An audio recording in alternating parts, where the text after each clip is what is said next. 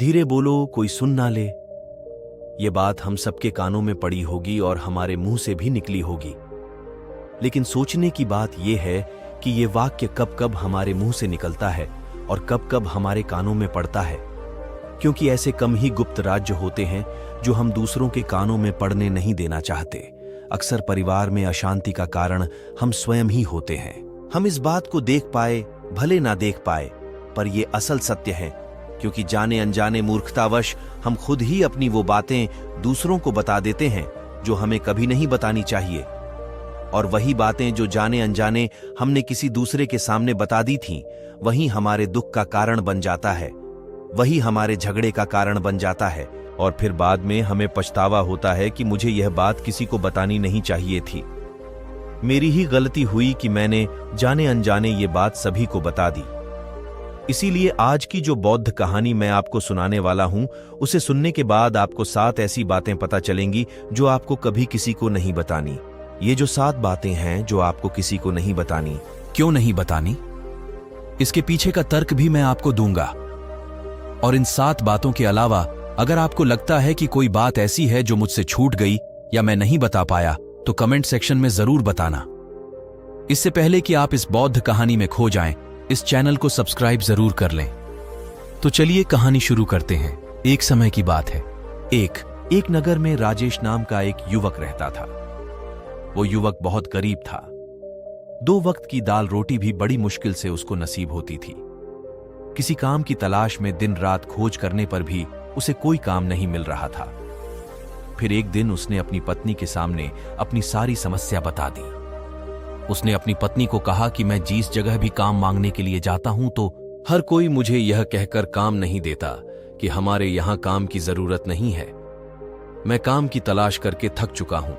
मुझे समझ नहीं आता कि मैं तुम लोगों का पेट कैसे भरूंगा, अपने बच्चों को कैसे पालूंगा, और ये चिंता मुझे दिन रात खाए जा रही है। यह सुनकर उसकी पत्नी ने कुछ सोचकर कहा कि तुम एक आदमी के पास एक बार ही काम मांगने के लिए जाते हो, और जब वो काम नहीं देता तो तुम दोबारा उसके पास जाते तक नहीं हो।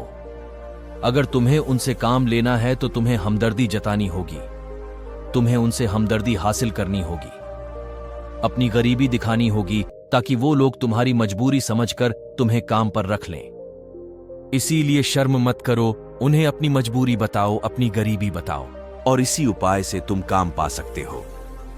ये बात राजेश के मस्तिष्क में बैठ गई और अगले दिन काम मांगने के लिए वो उसी सेठ के पास जा पहुंचा जहां पर वो पिछले दिन काम मांगने के लिए गया था। लेकिन इस बार उसने हाथ जोड़कर उस सेठ से प्रार्थना की, उससे विनती की कि वो बहुत गरीब है और उसे काम की बहुत आवश्यकता है। वो जो कुछ भी उसे देंगे उसमें संतुष्ट हो जाएगा, पर कृपया करके मुझे अपने यहां काम पर रख लें। उसकी ये हालत देखकर उस सेठ ने उसे अपने यहां काम पर रख लिया। वो रोज वहां पर काम पर जाने लगा। अंदर ही अंदर वो खुश तो था कि उसे काम तो मिला, लेकिन उसे वेतन दूसरे लोगों से कम मिलता था। वही काम जो दूसरे लोग कर रहे थे, उन्हें ज्यादा वेतन मिल रहा था और इसको कम वेतन मिल रहा था। जब इस बारे में उसने अपने सेठ से कहा तो सेठ ने कहा कि देखो भाई, तुम्हें काम की जरूरत थी, मैंने तुम्हें काम दिया। मेरा धन्यवाद करने की बजाय तुम मुझसे शिकायत कर रहे हो। यह सुनकर राजेश वहीं पर चुप हो गया। बात कहीं ना कहीं सत्य थी। सस्ती सेठ ने तो उसे उसकी मजबूरी के हिसाब से ही काम दिया था और इसीलिए वो उसे अपने अनुसार ही वेतन देता था। लेकिन धीरे धीरे उसने ये बात अपने सगे संबंधियों और अपने दोस्तों को भी बताना शुरू कर दी कि उसका सेठ कैसा आदमी है और उसे कितना वेतन देता है। समय बीतता रहा और राजेश पूरी लगन के साथ अपना काम करता रहा, लेकिन अब परिस्थितियां बदलने लगी थीं। सेठ अब राजेश से दूसरे लोगों से ज्यादा काम लेता था और उसे कम वेतन देता था। यह बात राजेश के मन को बहुत खलती थी। वो दूसरों से ज्यादा मेहनत कर रहा है और उनसे कम वेतन पा रहा है। इससे उसके आत्मसम्मान को बहुत गहरी चोट पहुंची। अब धीरे धीरे उसका मन अपने काम से हटने लगा। उसका मन काम में लगता ही नहीं था। जाहिर सी बात है कि ऐसी जगह किसका मन लगेगा जहां आदमी को अपने आत्मसम्मान के साथ समझौता करना पड़े।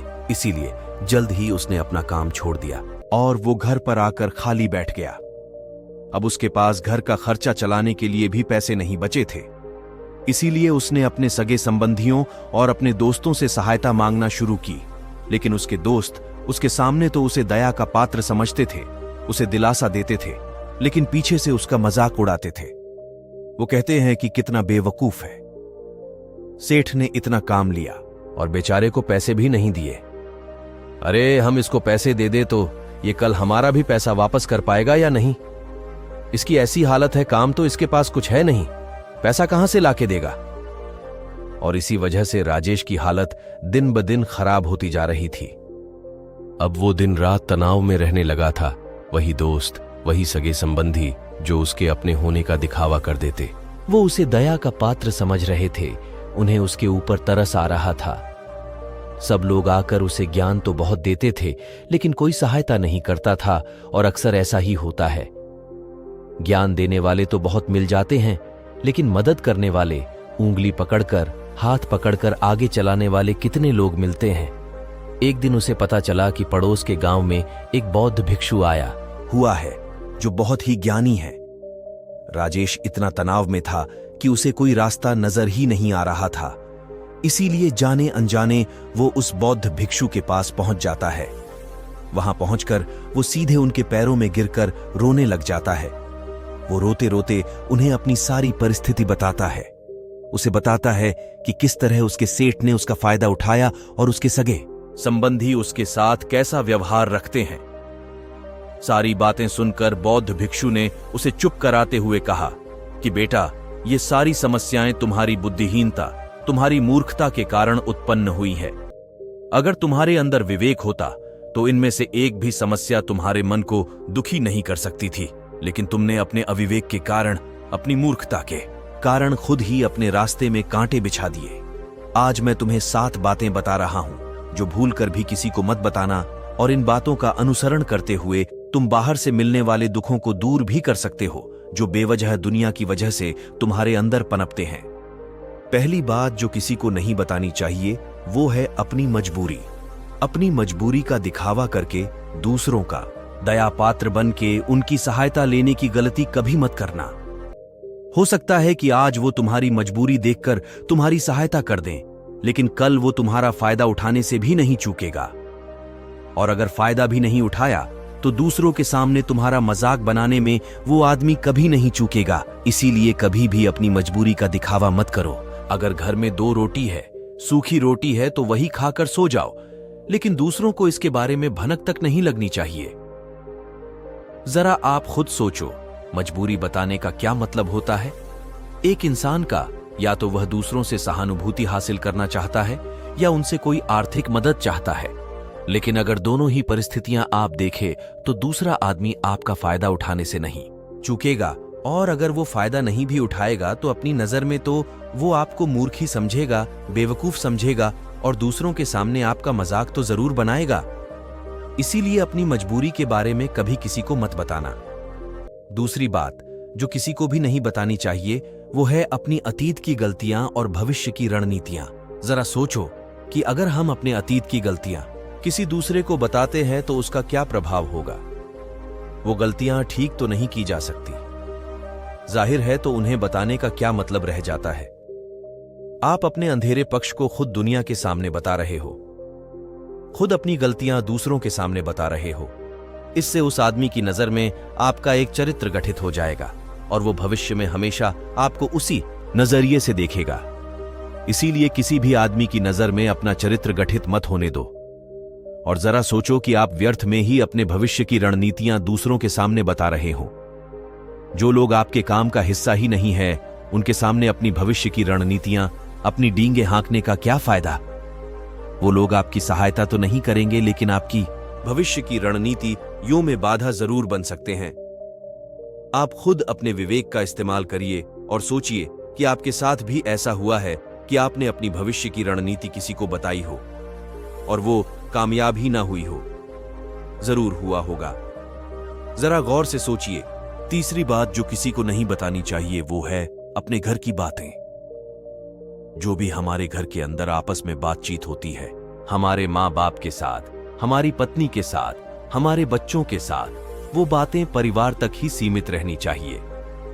अगर आप इन बातों का दूसरों के सामने ढिंढोरा पीटते हो तो दूसरों को आपके घर में घुसने का एक मौका मिल जाता है और वह इसका फायदा उठाने से कभी नहीं चूकेंगे। वो आपके परिवार के सदस्यों को आपसे दूर लेकर जाने की कोशिश करेंगे। अक्सर ऐसा होता है, हम समाज में देखते हैं कि हम अपने घर के झगड़ों को कम करने के लिए उन झगड़ों को अपने पड़ोसियों और दूसरे सगे संबंधियों को बता देते हैं, लेकिन इससे आपको सहायता कभी नहीं मिली होगी, बल्कि आपके घर के लड़ाई झगड़े और ज्यादा बढ़ गए होंगे और वो जाहिर है वो बढ़ेंगे। अगर आप अपने माँ बाप की बात दूसरों को बताएंगे तो आपके माँ बाप को बुरा लगेगा ही कि हमारा बेटा हमसे बताए बगैर दूसरों को ये बातें बता रहा है। इसीलिए अपने घर की बातें और अपने घर की लड़ाई झगड़े किसी के सामने मत बताना। चौथी बात जो मैं आपको बताने जा रहा हूं, जो किसी को नहीं बतानी चाहिए, वो सुनने पर बहुत अजीब लग सकती है, लेकिन उसका सत्य भी मैं आपको एक तर्क के माध्यम से दूंगा। मैं कहता हूं कि अपनी आमदनी किसी को मत बताना। अब अपनी आमदनी न बताने के पीछे क्या मतलब हो सकता है?